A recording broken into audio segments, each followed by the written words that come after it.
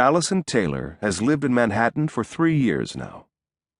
That's long enough to know that the odds are stacked against finding a taxi at the rainy tail end of rush hour, especially here, a stone's throw from the Bryant Park tents in the midst of Fashion Week. Yet she perches beneath the soggy umbrella on the curb at the corner of 42nd and 5th, searching the sea of oncoming yellow cabs, hoping to find an on-duty, unoccupied dome light. Unlikely, yes. But impossible? The word is overused in her opinion.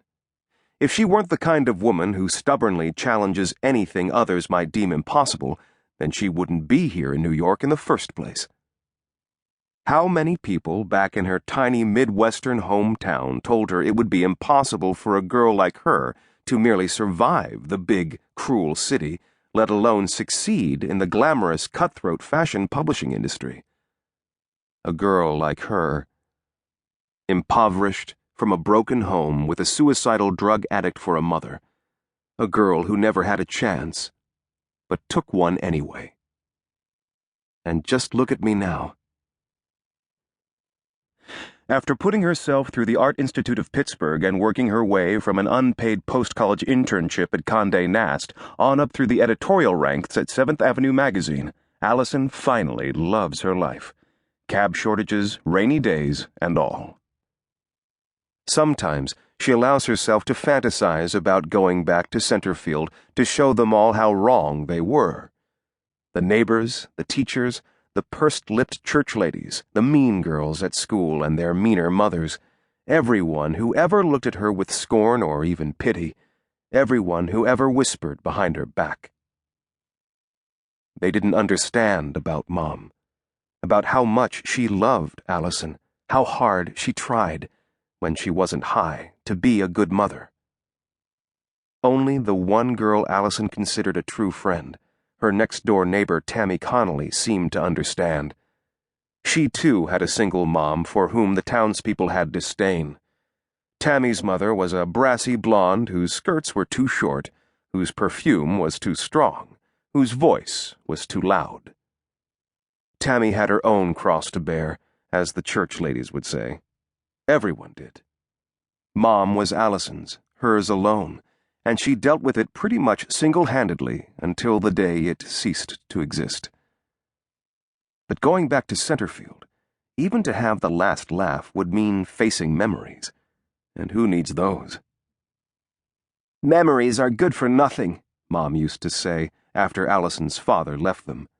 "It's better to just forget about all the things you can't change." True, but Mom couldn't seem to change what was happening to them in the present, or what the future might hold. "Weakness is my weakness," Brenda once told a drug counselor. Allison overheard, and those pathetic words made her furious, even then. Now Mom, too, is in the past. Yes, always better to forget.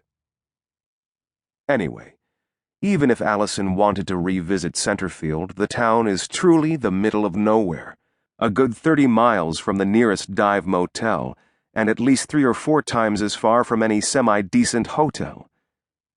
Sometimes, though, she pictures herself doing it, flying to Omaha, renting a car, driving out across miles of nothing to more nothing.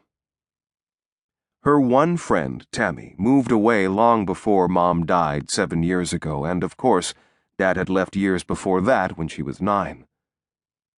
Allison remembers the morning she woke up and went running to the kitchen to tell her mother that she dreamed she had a sister.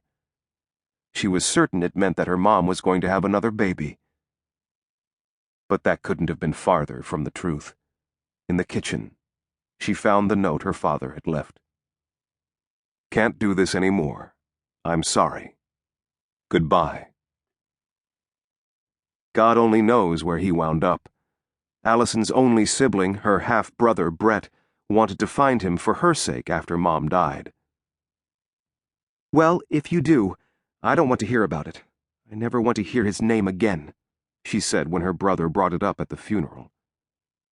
It was the same thing her mother had told her after her father left.